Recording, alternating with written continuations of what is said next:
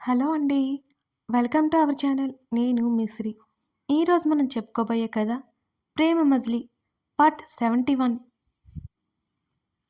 ఆ రోజంతా స్వర సాయంత్రం వరకు కాల్ చేయలేదని కోపం వచ్చింది అనిరుద్ధ్‌కి. చాలా ఆలస్యంగా ఇంటికొచ్చాడు. ఇల్లంతా చీకటిగా ఉంది. అతని ఇంట్లోకి రాగానే అతని ఫోన్ మోగింది. స్వర ఫోన్ నెంబర్ చూసి ఒళ్ళు మండిపోయింది అతనికి. విసుగ్గా కాల్ కట్ చేసి మెట్లు ఎక్కి నడుస్తుంటే మెసేజ్ నోటిఫికేషన్ వచ్చింది. అతడు ఫోన్ వంక చూశాడు. అన్ను, ఒకేసారి డిన్నర్ చేసిరా, ఆల్రెడీ నాది అయిపోయింది అని పెట్టింది స్వర. టైం చూసుకున్నాడు. అతను చాలా ఆలస్యమైపోయినట్టు అర్థమైంది. మెట్ల వైపు నుంచి డైనింగ్ హాల్ దగ్గరికి వెళ్ళి లైట్ స్విచ్ ఆన్ చేశాడు. ఎప్పుడు ఇంట్లో చేసే వంటలు కాకుండా విచిత్రంగా ఉన్నాయవి. అతని ఫోన్ మరోసారి టింగుమని మోగింది. ఇవాళ పాకశాస్త్రం పని పట్టింది నేనే. నచ్చినా నచ్చకపోయినా తినేయి, సరేనా? నువ్వు తినకపోతే నేను అలుగుతాను అని మళ్ళీ మెసేజ్ చేసింది స్వర. ఆ మెసేజ్ చూడగానే అతనికి నవ్వొచ్చింది. మెంటల్ అనుకున్నాడు మనసులో. భోజనం చేశాడు అనిరుద్. పర్లేదు, వంటలు కూడా వచ్చు అనిపించింది అతనికి. భోజనం చేసి అక్కడి నుంచి మెట్ల వైపు నడిచాడు. అయినా ఇలా ఎదురుపడకుండా ఎందుకు చేస్తుంది స్వర? అర్థం కాలేదు అతనికి. అతను గది తలుపు తెరిచాడు. స్వర కనిపించలేదు. బాల్కనీ డోర్ ఓపెన్ చేసి ఉంది. అక్కడ ఉందని అర్థమైంది. కాసేపలా బెడ్ మీద రిలాక్స్ అయ్యాడు. టవల్ తీసుకుని ఫ్రెష్ అవ్వడానికి వెళ్ళిపోయాడు అనిరుద్. అతను బయటకు వచ్చిన తర్వాత కూడా స్వర రాలేదు బాల్కనీ నుంచి. మొదట్లోలాగా తనంటే ఇంకా భయపడి అక్కడే ఉందా అని అనిరుద్ అనుకున్నాడు. ఆ అనుమానం వచ్చి బాల్కనీ వైపు అడుగులు వేశాడు అతను. మొత్తం చీకటిగా ఉంది. కనీసం లైట్ కూడా వేసుకోకుండా ఆమె అలాగే అక్కడే ఉండడం అతనికి ఒక్కింత ఆశ్చర్యంగా ఉంది. అక్కడ కూర్చొని ఏడుస్తుందా ఏంటి? తనేమైనా స్వరతో హాష్గా బిహేవ్ చేశాడా? అనిరుద్ ఆలోచిస్తున్నాడు. స్వరా, అతను పిలిచాడు. అన్ను అంది. ఏంటి, లైట్ కూడా వేసుకోలేదు అని అతను అనగానే, వద్దు వద్దు వేయకు అని కంగారుగా అంది స్వర. ఎక్కడా అని అడిగాడు అనిరుద్. ఇక్కడ ఇక్కడ అని అతని చేతిని పట్టుకుని లాగింది. ఆమె పక్కన కూర్చున్నాడు. పరుపు వేసినట్టు అనిపించింది. మెంటల్, ఈ చీకట్లో కూర్చున్నావేంటి అని అడిగాడు అనిరుద్.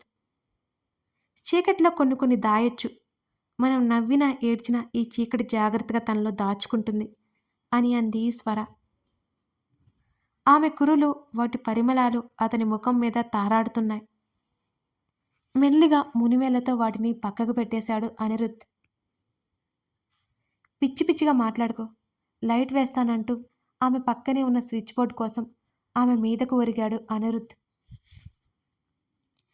అన్ను వద్దు, నాకు ఈ చీకటి నచ్చింది, చల్లగాలొస్తుంది అని అతన్ని నెట్టేసింది స్వర. ఇంకా చీకట్లో కూర్చొని ఏడుస్తూ ఉంటావనుకున్నా అని అన్నాడు అనిరుద్. నేనెందుకు ఏడుస్తాను? స్వర అంటే బ్రేవ్ గర్ల్, ఊరికే ఏడవదు అంది ఆమె ముఖం ముడిచేసుకుని.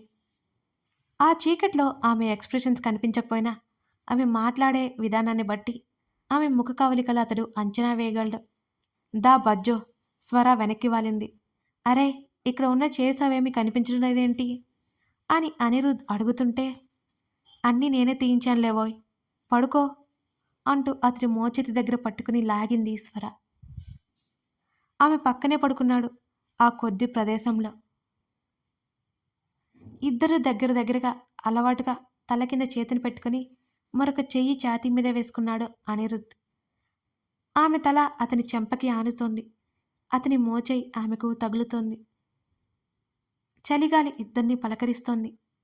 స్వరా, లైట్ వేయ్, లేకపోతే నేను వేయినా అని అడిగాడు అతను. ఆగవయ్యా బాబు అంది స్వర.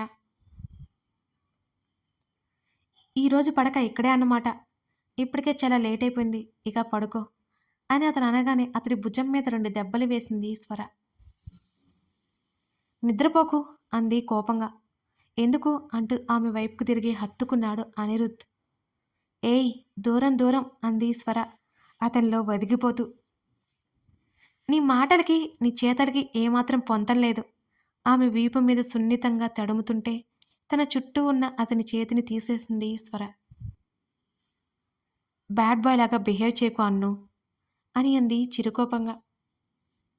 మరి ఈ పడక దేనికో ఇంత దగ్గరగా ఉండి కనీసం హత్తుకోవద్దంటే ఎలా అని అడిగాడు అనిరుద్. ఆమె మెడవంపులో ముఖం దాచుకున్నాడు అతను. సడన్గా లైట్ వెలిగినట్టు అనిపించింది అనిరుద్కి. అతడు ఆమె నుంచి తల తిప్పి చూడగానే పూలకుండి వేలాడదీసి మొక్కల చుట్టూ చిన్న చిన్న లైట్లు కనబడుతున్నాయి. కేవలం ఆ చిన్న లైట్ల వెలుగు ఆ బాల్కనీ అంతా పరుచుకుంది. కింద మొక్కలన్నీ పైన వేలాడదీసి సన్నటి తెరంతా బాల్కనీలో పరిచింది స్వర. రంగురంగుల వెలుగులను చూస్తూ అప్రయత్నంగా లేచి కూర్చున్నాడు అనిరుద్. మధ్య మధ్యలో ఆ కుండీల నుంచి కిందకి వేలాడదీసిన చిన్న చిన్న బలూన్లున్నాయి. అక్కడంతా చాలా న్యాచురల్గా ఉంది. స్వర వైపు కళ్ళు తిప్పి చూశాడతను. ఆమె కురుల పరిమళాలని గాలి మోసుకొచ్చి అతన్ని కదిలిస్తోంది. చీకటిని నింపుకున్నట్టుగా ఉన్న ఆమె కురులని గాలి తమ వైపుకు లాక్కెళ్లడానికి చూస్తుంటే ఆమెని అంటిపెట్టుకునే అదృష్టం చేసుకుంటున్నాం అంటున్నాయవి. ముదురు ఆకుపచ్చ రంగు చీరలో అదే రంగు గాజులతో కొత్తగా నిండుగా డిఫరెంట్గా కనబడుతోంది ఈ స్వర. సున్నితంగా ఆమె చేతికి తన చేతిలోకి తీసుకుని, ఇవాళ మెస్మరైజ్ చేస్తున్నావు నన్ను, రోజు చేయట్లేదా అని గొడవ పడుకు, ఈరోజు ఇంకా అందంగా ఉన్నావు అంటూ ఆమె కళ్ళల్లోకి చూస్తూ చెప్పాడు అనిరుద్. ఆమె కనుబొమ్మల మధ్య ఆకుపచ్చ రంగులో బింది ఇంకా ఇంకా ఆమె ముఖానికి అందాన్ని తెచ్చినట్టుంది. ఏం చేయాలనుకుంటున్నావు నన్ను అని అడిగాడు అతను. అప్పటికే ఆమె అందం అతనికి తెలియంది కాదు. ఒక్కసారిగా ఆ రోజు గుర్తొచ్చి డీలా పడిపోయాడు అనిరుద్. వెంటనే ఆమె నుంచి చూపు తిప్పుకున్నాడు అనిరుద్. ఆమె చేతిని మెల్లిగా విడిచాడు. అప్పటి వరకు స్వరముఖంలో ఉన్న నవ్వు ఒక్కసారిగా ఎగిరిపోయింది. అన్ను అంటూ పిలిచి ఈసారి తనే అతని చేయి పట్టుకుంది. అతను చూడలేదు. 2 క్షణాల కళ్ళు మూసుకుని తెరిచి ఆమె వైపు తల తిప్పి, ఈరోజు నీ బర్త్డేనా స్వరా అని అడిగాడు అనిరుద్. ఊహూ లేదు, అయినా నా బర్త్డేకి నేనెందుకు డెకరేట్ చేస్తాను, ఎలా ఉంది ఈ సెటప్, అంతా మన నాలెడ్జ్ ఉపయోగించి చేశాం, యూట్యూబ్ కూడా చూడలేదు అంటూ చుట్టూ మురిపెంగా చూసుకుంటూ అతని వైపు తల తిప్పింది స్వర. చాలా బాగుంది. ఒక క్షణం నేను సర్ప్రైజ్ అయిపోయాను. ఎందుకు ఇదంతా అని ఆమెనే చూస్తూ అన్నాడు అనిరుద్. ఈ రోజుకి మన పెళ్ళి అయ్యి 6 months అయిపోయింది, సెలబ్రేట్ చేసుకోవాలి కదా అని భుజాలు కదిలించింది స్వర. గాడ్, ఇలాంటివి కూడా ఉంటాయా? కళ్ళు తేలేశాడు అనిరుద్. ఎస్ మిస్టర్ అనిరుద్దా అంది స్వర అల్లరిగా నవ్వుతూ. అదేదో నువ్వే చేసుకో, నా వల్ల కాదు అన్నాడతను. ఇంకా అక్కడే ఉంటే ఎక్కడ ఆమె వశమై ఆమెను ఇబ్బంది పెట్టేస్తాడేమోనని అతని భయం. అతని చేతిని గట్టిగా పట్టుకుని తన వైపుకు లాక్కుంది స్వర. ఎవరైనా బుద్ధున్నోళ్ళు ఒక్కళ్ళు కేక్ కట్ చేసుకుంటారా అని కోపంగా అరిచింది స్వర. నాకు ఇంట్రెస్ట్ లేదు స్వర అన్నాడు అతను. నేను తెప్పిస్తాగా ఇంట్రెస్ట్, వెయిట్ అంటూ ఆ పక్కనే ఉన్న కేక్ బాక్స్ తీసి వాళ్ళకి ఎదురుగా పెట్టింది. అబ్బో, స్వర అంటే ఏమనుకున్నావు, ఒంటి చేత్తోనే అన్నీ చేసేస్తుంది. ఇంతకీ నా వంట తిన్నాం ఎలా ఉంది అని అడుగుతూ కేక్ బాక్స్ ఓపెన్ చేసింది. గుడ్ అన్నాడు అతను. నేను సూపర్గా వండుతా, గుడ్ అంట గుడ్ కొక్కిరించింది. ఫోన్ బయటికి తీసి ఆ కేక్ని ఫోటో తీసింది. వెంటనే తమ వైపు కెమెరా తిప్పగానే, హేయ్ నేను షార్ట్లో ఉన్నాను, షర్ట్ కూడా లేదు అని కంగారుగా ఫోన్ని పక్కకు పెట్టేశాడు అనిరుద్. ఇప్పుడు నేనేమి ఫోటోషూట్ పెట్టట్లేదు, ఎక్కడ వాడివి నువ్వు అసలు అంటూ అతని వైపు కోపంగా చూస్తూ కెమెరాని తమ వైపుకు పెట్టింది. నువ్వు వినవే అన్నాడు అనిరుద్. ఎందుకు వినాలి, నేను వినను, కాస్త నవ్వు అని నవ్వుతూ కెమెరా వైపు చూసింది స్వర. ఆమె కురులు అతని ముఖం మీద పడుతుంటే వాటిని పక్కకు తోస్తూ ఆమె వైపే తన్మయత్వంగా చూస్తున్నాడు అనిరుద్. కథ కొనసాగుతోంది. ఇంతకీ స్వర ఏం ప్లాన్ చేసిందంటారు? ఐడియా ఉంటే గెస్ చేస్తే కామెంట్ చేయండి. అలాగే ఈ కథ నచ్చితే లైక్ చేసి మీ స్నేహితులకి షేర్ చేయండి. సబ్స్క్రైబ్ చేసుకోవడం మాత్రం మర్చిపోకండి. Thank you for watching this video.